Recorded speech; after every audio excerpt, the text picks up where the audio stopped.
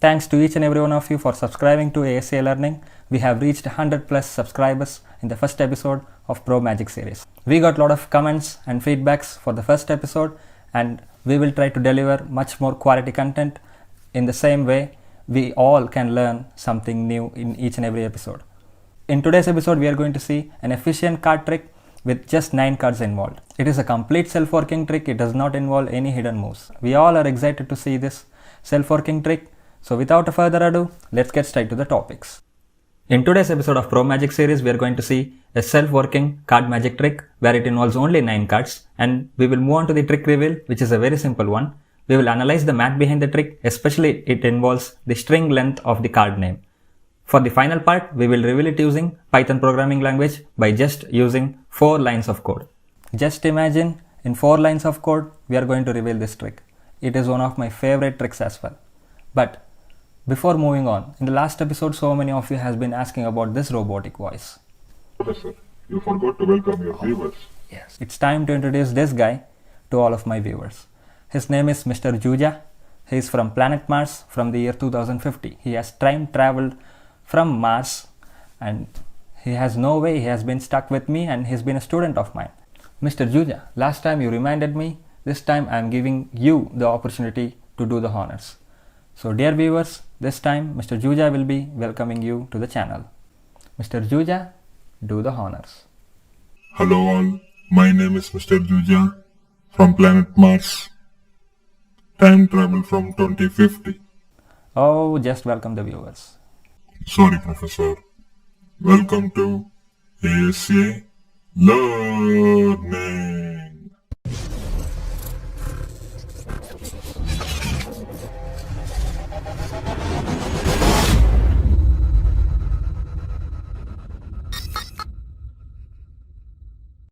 For this trick to work, we don't need the whole deck. All we need is just 9 cards in 3+3+3 set.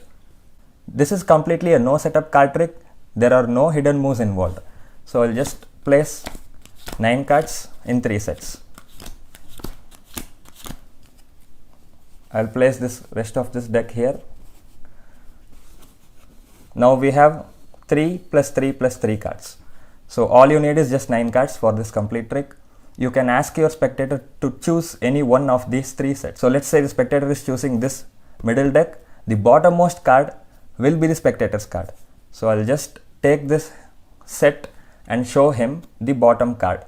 Now I'll show this bottom card to the camera. So this King of Hearts, which is Dodrio Pokemon, is the spectator's card, and he will see this card and give this set to me.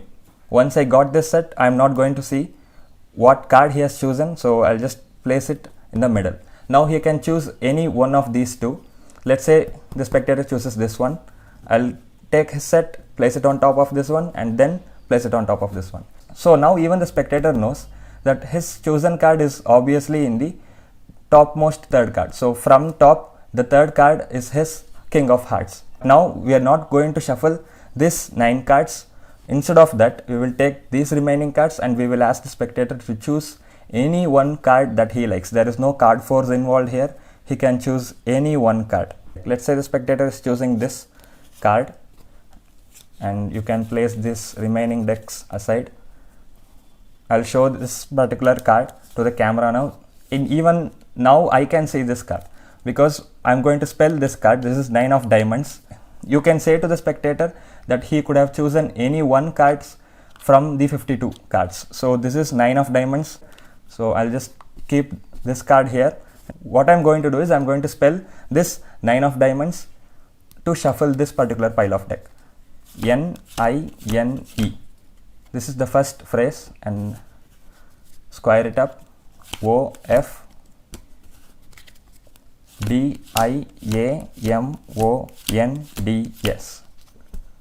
Yeah. Now even the spectator is convinced that I have shuffled according to his particular chosen card. For the final move, I'm going to reveal his card. I'll place one by one.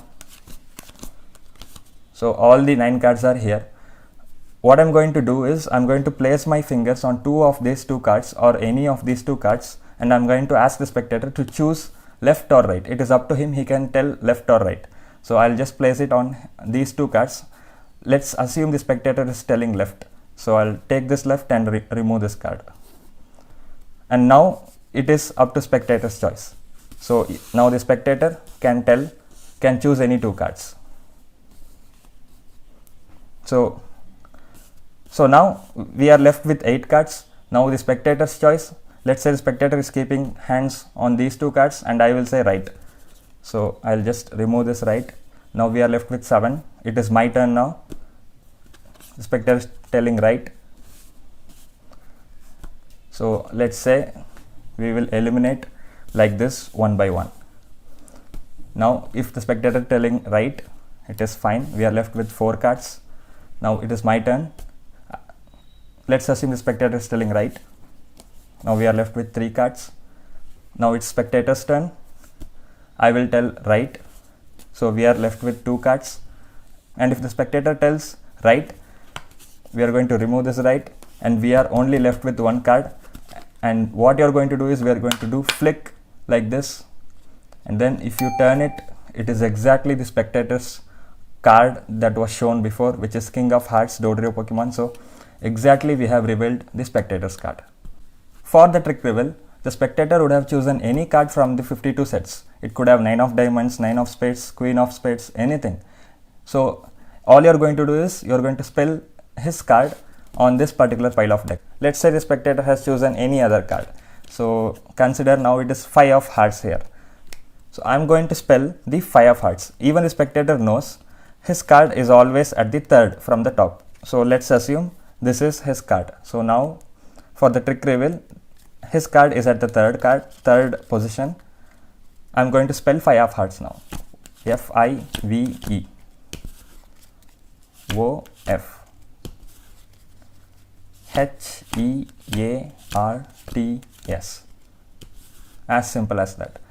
For the trick reveal, it is real simple, because when you deal the cards, make sure you are following the order, because always the spectator's card after shuffling will be at the 5th position. No matter what card he chooses, always the spectator's card will be in the 5th position.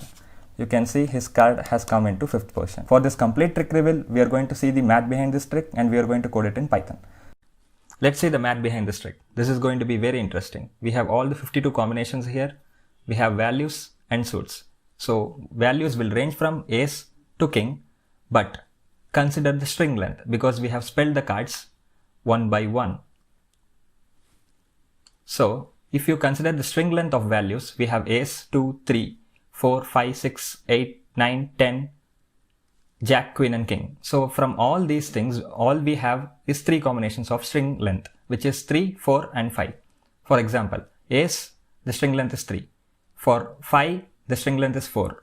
For 7, 8, the string length is 5. If you consider queen also, the string length is 5. Only 3 combinations here, which is 3, 4 and 5. So the value string length is 3, 4 and 5. Only we have these 3 combinations.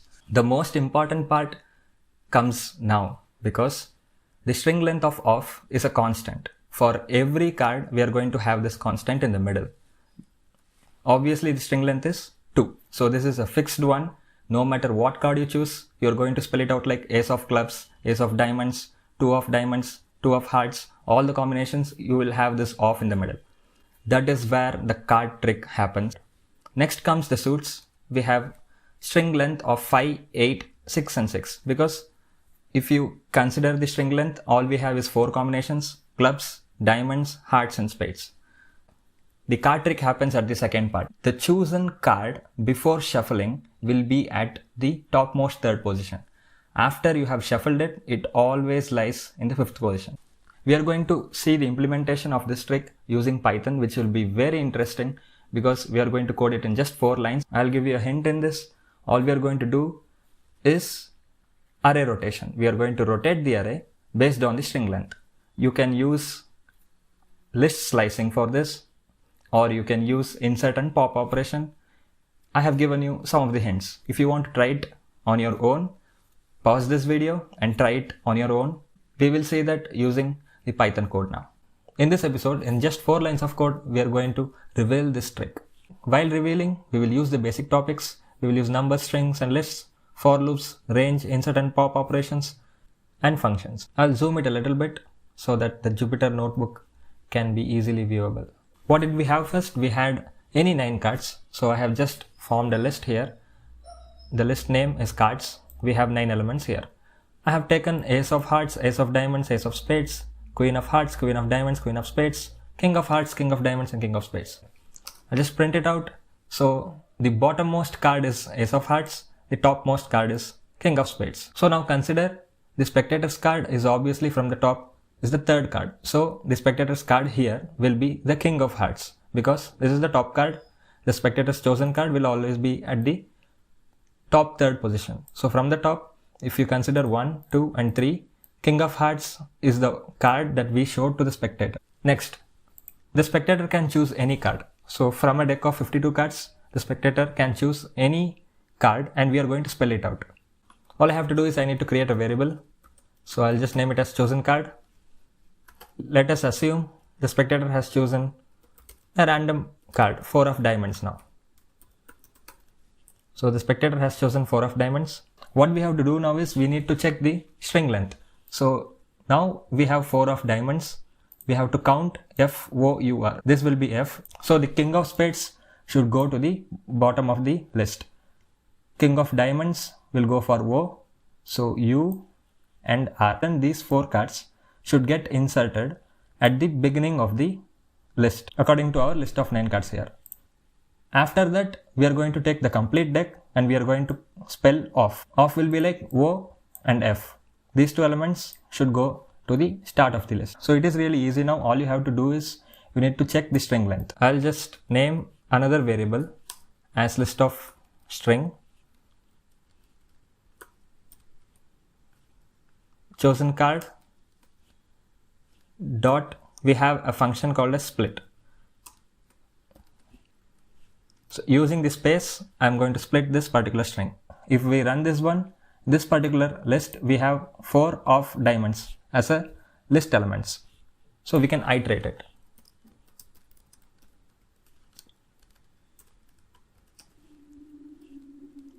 Let me print it. It will be easy.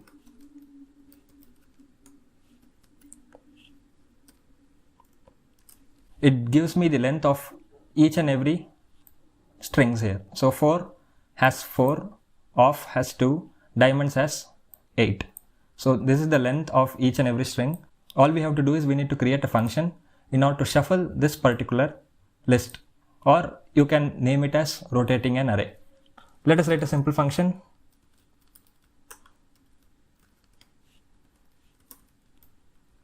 It takes the list and the string length. Only 2 arguments. Obviously, we are going to send the complete list and the string length. We are going to pop this particular element and we have to insert it at the first position. We can do it easily by using insert and pop operation as we did before.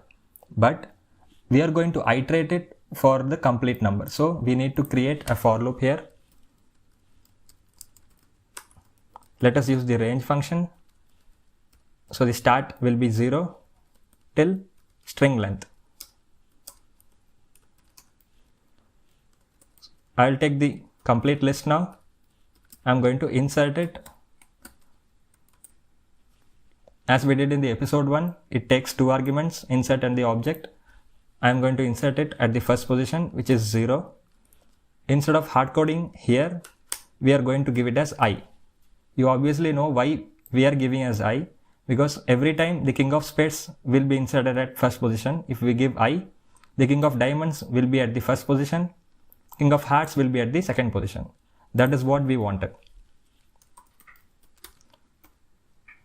Now we are going to pop it from the last position. This can be hard coded because every time we are going to take the last card and we are going to spell it out according to the chosen card. For reference, I'll just print the complete cards here. So now I'll comment this one. I need to call the function, which takes 2 arguments. One is the complete list of 9 cards and the length of the chosen card, each and every element. So here the length of I, it will pass as 4 Next iteration it will pass as 2, next iteration it will pass as 8, because we are going to spell each and every string here. So now it is all set. I'll just run this one, and then we can run this particular function. So the chosen card is 4 of diamonds. At first you can see this particular list has been rotated. So the 4 cards, king of spades, king of diamonds, king of hearts and queen of spades from the top. So 1, 2, 3 until queen of spades, it has inserted here. So the array has been rotated. Next time it will take the 2. So the length of off is 2. So only 2 cards will be inserted. Now you can find easily how this trick works, because once this off iteration is done, obviously the selected card is at the middle. See, already it is at the middle, and if you send any particular length of string here after it, again it will be at the middle. The chosen card always remains at the middle. So this is how the trick works. I'll just print the card in the middle. That is really simple. All we are going to do is take the list and send in the index. So here it is the middle card. So the 5th card is always the spectator's card. Before shuffling, it will be at the top 3rd card. So no matter what card the spectator chooses, it always comes at the 5th position, as you can see here. Let us test this one, because it is very interesting to test it. Let us print the length also to have better understanding. I am going to write it queen of clubs. So let's say the spectator has chosen queen of clubs. All I am going to do is I am going to run all the cells. Again, the 5th element is king of hearts. No matter what card the spectator has chosen, because of this middle element in the 2nd iteration itself, the king of hearts or the chosen card will be placed at the middle of the list. So after the iteration, it will stay at the middle. So always at the 5th position or the middle, it will be the spectator's card. Let us test it again. I'm going to give 10 of hearts. I'll run all the cells to test it again. Again, we got at the 5th position the spectator's card. This is how the trick works. Always the spectator's card will be the middle card or the 5th card. I hope you all enjoyed this trick. In the next episode of ProMathGic series, we will come up with much more efficient card tricks, and we will reveal it using Python. So give a like, comment below, and the complete code is available in the description below. And don't forget to subscribe to ASA Learning. See you all in the next episode. Bye bye, and ding dong the bell icon as well.